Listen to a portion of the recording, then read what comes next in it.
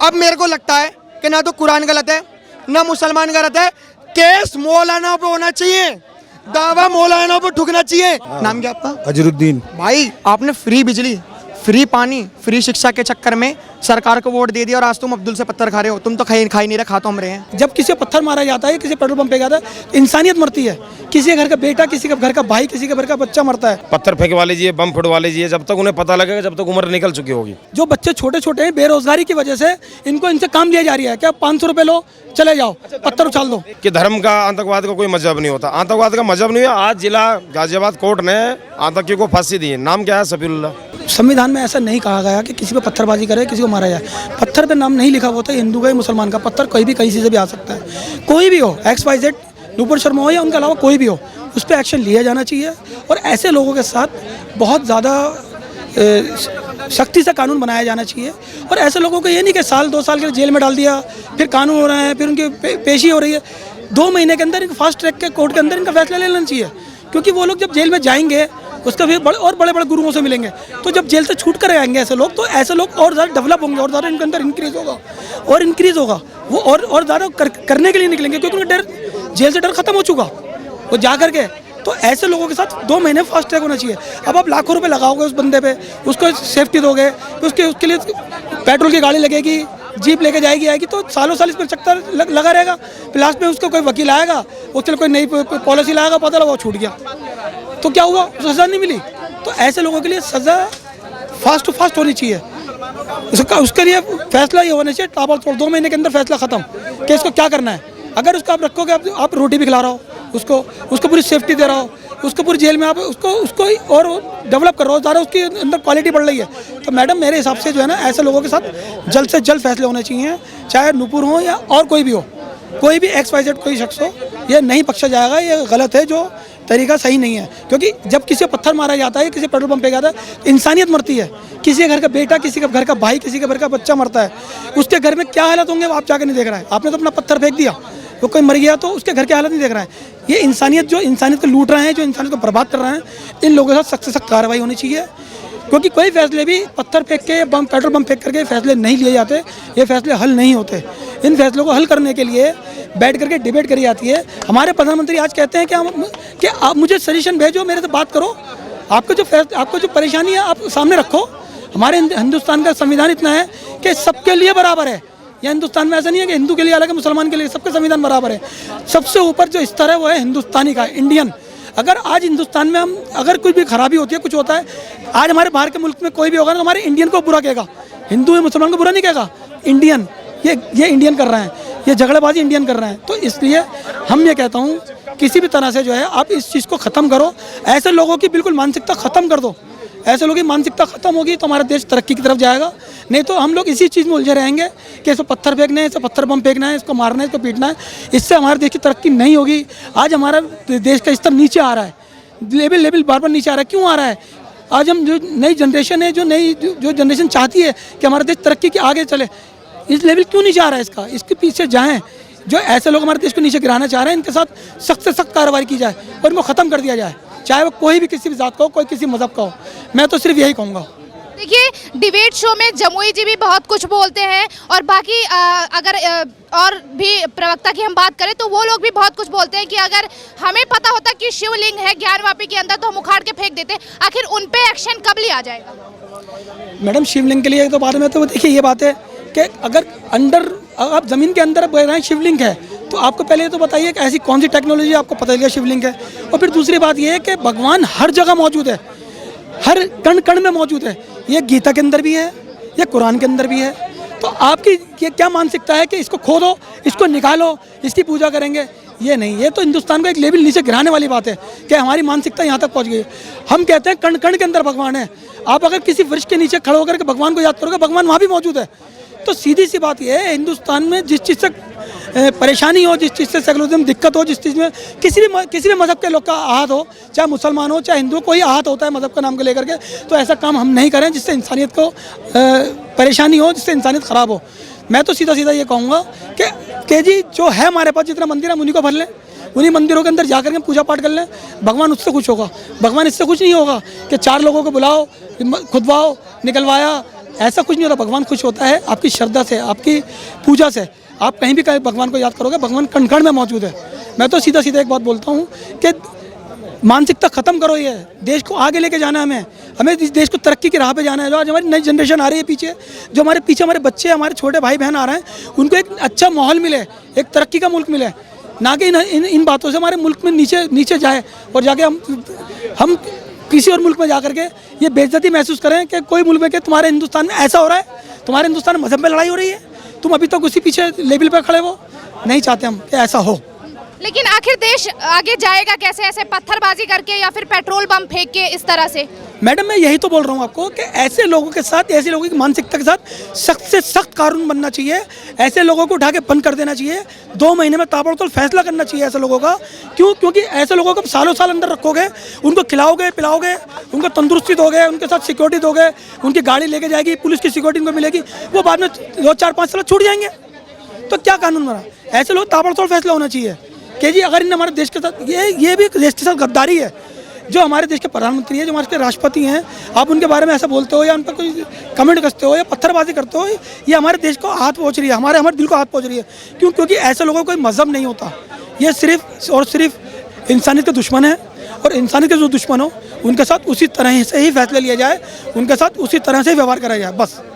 देखिए, आप कह रहे हैं कि पत्थरबाज का कोई मजहब नहीं होता, लेकिन जब भी कोई मास्टरमाइंड होता है तो एक ही समुदाय का क्यों आता है, अल्पसंख्यक ही क्यों आता है? मैडम इसको पेश करा जाता है। ये तो देखो, ये तो मैं क्लियरली नहीं बोल सकता कि एक ही समुदाय से क्यों आता है निकल करके। ये पेश करा जाता है क्योंकि देखो मेरी बात, कि कुछ हैं ऐसे लोग जो हिंदू मुसलमान लेकर के राजनीति चमकाना चाहते हैं, अपनी राजनीति में पॉलिश करना चाहते हैं। वो क्यों? क्योंकि उन्हें पता है कि हमारी तो क्वालिटी नज़र नहीं आएगी हमारे काम की। हम अपनी क्वालिटी पे बेस पे नहीं जीत सकते, हम सिर्फ हिंदू मुसलमान के बेस पे जीत सकते हैं। वो इसी चीज़ को बढ़ावा देते हैं। ऐसे लोग उन्हें रख रखे हैं जो करते हैं ऐसा काम। क्यों? क्योंकि उनको राजनीति चमकानी है अपनी। अगर वो मुद्दे की बात करते हैं, महंगाई की बात करते हैं, तरक्की की बात करते हैं देश की, वो नहीं कर रहा है। वो सिर्फ हिंदू मुसलमान का मुद्दा लेकर चल रहा है। और ऐसे लोग, ये मुद्दा जब दबने लगता है तो कोई ना कोई कांड करा देते हैं कहीं ना कहीं, फिर वो मुद्दा बढ़ जाता है। कांड करा कौन रहा है? ये क्लियर ही नहीं हो रहा है मैडम। ये तो हमारे पत्थर कांड किसने कराया? मोदी जी ने कहा है, योगी जी ने कहा कि पत्थर बरसाओ। ये कांड किसने कराया? खुद कर रहे हैं। हमारे देश के जो नेता हैं, मोदी जी हैं, योगी जी हैं, ये लोग थोड़ी करवा रहे हैं। ये तो कोई मैं नहीं, एक सेकंड। एक मस्जिद में नमाज होती है, सब लोग इकट्ठा हो गए, बाहर पत्थरबाजी कराते हैं। ये मोदी जी ने पत्थर बजवाए, ये योगी जी ने? जरा भाई साहब से पूछो। भाई साहब मुझे एक बताओ, जो बाहर मस्जिद के बाहर खड़ो के पत्थर में, मंदिर के बाहर खड़ो के पत्थर फेंकने शुरू, तो मंदिर हिंदू कराएगा? ये मैं ये कह रहा कि जो आप कह रहे हैं ना कांड करा रहा, कांड किसने कराया? कांड किसने कराया? कांड मीटिंग के बाद पत्थरबाजी शुरू हो गई। सर मैंने ये कहा आपसे कि जो राजनीति चमकाना चाहते हैं, कुछ लोग हैं जो अपनी राजनीति चमकाना चाहते होंगे, तो वो लोग, सुन तो लीजिए मेरी बात, वो लोग चाहते होंगे। लेकिन हमारे देश के प्रधानमंत्री हैं, हमारे देश के जो योगी जी हैं, तो ये तो नहीं चाहते होंगे कि हमारे देश में ऐसा कुछ हो।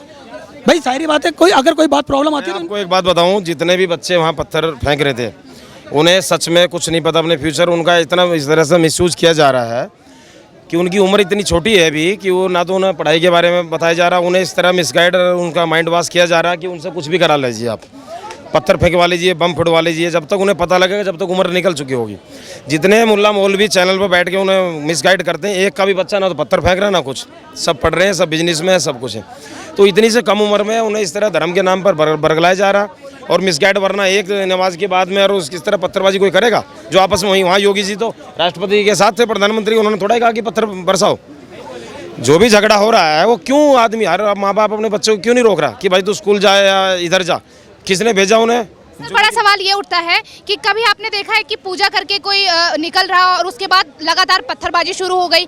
ये हर बार ऐसा ही क्यों होता है कि कोई नमाज पढ़ के निकलता है और उसके बाद पत्थरबाजी शुरू हो जाती है? मैं आपको एक बात बताता हूँ, मैं यहाँ पे हिंदू और मुसलमान वाली तो बात ही नहीं कर रहा कि मस्जिद के बाहर, मंदिर के बाहर। मैं सिर्फ एक मिनट, मैं सिर्फ एक बात कह रहा हूँ, ये सिर्फ एक बेरोजगारी है। जो बच्चे छोटे छोटे हैं, बेरोजगारी की वजह से इनसे काम लिया जा रही है। क्या 500 रुपये लो, चले जाओ, पत्थर उछाल दो। जो आप कह रहे हैं ना सर, एक सेकंड प्लीज, मुझे वजह से बहुत चिढ़ है। जो आप कह रहे हैं ना, मैं हिंदू मुसलमान का नाम ही नहीं ले रहा। आज तक सेलेक्टिव राजनीति हुई है कि धर्म का, आतंकवाद का कोई मजहब नहीं होता। आतंकवाद का मजहब नहीं हुआ। आज जिला गाजियाबाद कोर्ट ने आतंकियों को फांसी दी है। नाम क्या है? सफीउल्लाह। 2006 में बम ब्लास्ट हुआ। एक आतंकी क्या अफजल गुरु, एक आतंकी क्या मेनन, एक क्या कसाब। मतलब यहाँ तक कि आप कह रहे हैं मजहब नहीं होता। पत्थरबाजी कौन कर रहा है? सारे लड़के कर रहे हैं। आप एक बात तो बताइए, मजहब धर्म का क्यों नहीं होता जब उन्हें सिखाया जा रहा है कि आप ही सही हैं बाकी सब काफिर हैं? जब इस तरह सर बड़ा सवाल ये उठता है कि अगर कोई बेरोजगार है तो क्या वो पत्थरबाजी करेगा, पेट्रोल बम फेंकेगा? मैडम उनकी वीकनेस को पकड़ा जा रहा है ना भाई। घर में उसके चूल्हा नहीं जल रहा, उसके खर्चे नहीं निकल रहा है, उसका 500 रुपये। एक मिनट सर, आप कर लो फिर बात। ओके चलो सुनिए, बेरोजगार तो हिंदू भी होंगे, सिख भी होंगे, ईसाई भी होंगे सर। यहाँ पे आप पत्थरबाजी को और आदमी पत्थर क्यों नहीं कर सकते? अरे सर मैं कह रहा हूँ, आप मेरी बात सुनिए। मेरा मतलब ये कहने का है कि आप कह रहे हो छोटे छोटे बच्चे, आपका अल्फाज देना भी है कि आप छोटे छोटे बच्चों का पत्थर दिया जा रहा है कि उछालो।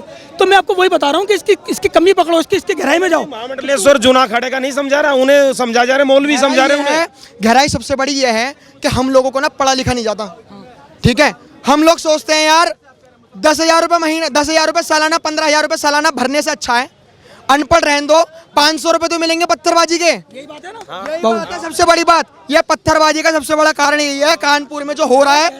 मैं अब भी कह रहा हूँ, अब मेरे को लगता है कि ना तो कुरान गलत है ना मुसलमान गलत है, केस मौलाना पे होना चाहिए, दावा मौलाना पे ठुकना चाहिए।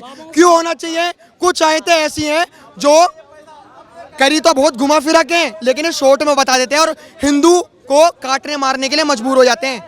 ये है मौलानाओं की चाल। अब भी कह रहा हूँ, वक्त है, देश बचा लो। हम जो नई जनरेशन जो हो रही है, हम यही कहने मतलब हमारे देश को बचा लो। हमारा देश जा रहा है गड्ढे में, ये सब चीज़ें निकल के बाहर आओ इससे। हमारे देश तरक्की की तरफ जाना चाहिए। आज हमारे देश की इकोनॉमी लेवल नीचे आ रहा है। आज हमारे जो बच्चे पीछे आने वाले फ्यूचर जो उनका फ्यूचर खराब दिख रहा है हमें। हम चाह रहे हैं देश को बचाओ किसी तरह से। जीडीपी नहीं जा रही है, इकोनॉमिकल नहीं जा रही है, सब कुछ हम चाहते हैं कि देश को इसको संभालो।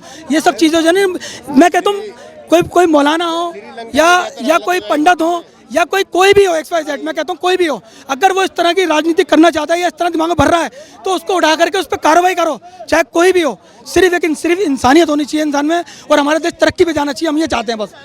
अगर हम आपस में लड़ना छोड़ देंगे ना तो देश बहुत आगे जाएगा हमारा। सही बात है, ऐसा होना चाहिए। नहीं। अगर पत्थरबाजी नहीं करोगे तो हमारा देश सच्चे में बहुत आगे जाएगा। ये प्रॉपर्टी जो है ना, ये इंडिया की प्रॉपर्टी है। और मैं ये कह रहा हूँ, सुनो मेरी बात। कहाँ से हो भाई? शास्त्री पार्क, दिल्ली से हो? नाम क्या आपका? अजरुद्दीन। भाई आपने फ्री बिजली, फ्री पानी, फ्री शिक्षा के चक्कर में सरकार को वोट दे दिया और आज तुम अब्दुल से पत्थर खा रहे हो। तुम तो खा ही नहीं रहे, खा तो हम रहे हैं। हमें पता है, हमारे दिल से पूछो। जो हमारी, अब सुनो मेरी बात भाई, जो पहले होता था, अब मैं यूपी का हूँ, दिल्ली का नहीं हूँ। हम 500 रुपये बेलदारी मजदूरी करके जाते थे अपने घर के लिए, अपने बीवी बच्चों को पलवाने के लिए। जाते जाते 10 रुपये का बस खाली चक्कू का इन्वेस्टमेंट था। चक्कू ऐसे लगाओ और पैसे छीन लो। आज योगी की सरकार में कुछ नहीं हो सकता, और आज हम बुलडोजर का मजा भी ले रहे हैं। केजरीवाल सरकार भी तो बहुत बढ़िया है। अरे तो तुम्हारी आम आदमी पार्टी कहाँ चली गई? तुम्हारी आम आदमी पार्टी कहाँ चली गई जब सिद्धू मूसेवाला को मरवा दिया? एक थे 47 चलना बहुत बड़ी बात है, मैं तो सच्ची बता रहा हूँ। इतनी बड़ी बात तुमने हाँ भाई सच्ची बात है। जो डुबाने वाली सरकार, आपको पता है सरकार पैसा कहाँ से लेती है? केजरीवाल, आप पढ़े लिखे लग रहे हो, केजरीवाल सरकार पैसा कहाँ से लेती है? हाँ तो बीजेपी पार्टी से लेती है केजरीवाल सरकार। जो तुम कर, हाँ तो यही तो कारण है, यही तो पत्थरबाजी का कारण है। हाँ तो हम भी आपके भाई, मेरा नाम पता क्या है? आकाश गर्ग 786। आप 1400 साल पहले आए, हम 5 लाख साल पहले आए। आप हमारे भाई हो, आप हमारे ही तो हो। DNA चेक करा लो, काट के देख हाँ तो वही तो काट के देख लो ना, एक ही खून निकलेगा। इनका दर्द समझ सकते हैं, ठीक है। बस मेरा तो इनसे एक ही हाथ जोड़ के बस वो है कि भैया पत्थरबाजी छोड़ो। प्रॉपर्टी देश की नुकसान हो रही है, प्रॉपर्टी देश की नुकसान हो रही है। तुम्हारा कुछ नहीं जाता, तुम टैक्स भी नहीं भरते, तुम कुछ नहीं करते। कानपुर में आखिर पत्थरबाजी किसने की? हमें तो पता ही नहीं है कानपुर है किधर, इतना हम घूमे हुए नहीं है। चलो तो केजरीवाल ने क्या खराब कर रखा है मुझे बताओ भैया। कह रहे हैं ना केजरीवाल ने क्या कर रखा है? किसी गरीब आदमी को दे रहा है जो मजबूर है, जिस पे कमाने वाला आदमी नहीं है, कुछ नहीं है, जिसको दे रहा है वो उसके दिल से पूछो उसके लिए कितना पैसा वो पड़ता है। क्या खराब किया? अगर केजरीवाल दिल्ली में अच्छा काम कर रहा है, भैया सब समझदार हो, सब बताना। अगर केजरीवाल दिल्ली में अच्छा काम कर रहा है तो पंजाब में क्यों नहीं कर पा रहा? पंजाब में सबसे सरकार बनी है भाई। अरे इतनी नई सरकार है कि एक बच्चे को मरवा दिया। ऐसी सरकार है कि बलात्कार करवाती है। ऐसी सरकार है जो कॉमेडियन को लेके घूम रही है। एक सर्कस में 2 मिनट को कॉमेडी शो में लोगों को हंसाता था, आज पंजाब में लोगों को रुलाता है। आप ये बताओ, आप कह रहे हो केजरीवाल ने क्या अच्छा नहीं किया है, तो आप बताओ क्या क्या अच्छा किया? अच्छा किया हमें जो पता। बताओ जी बताओ। सरकारी सारे अस्पताल अच्छे कर दिए और दारू का बहुत अच्छा संविधान कर दिया उन्होंने, एक पे एक फ्री।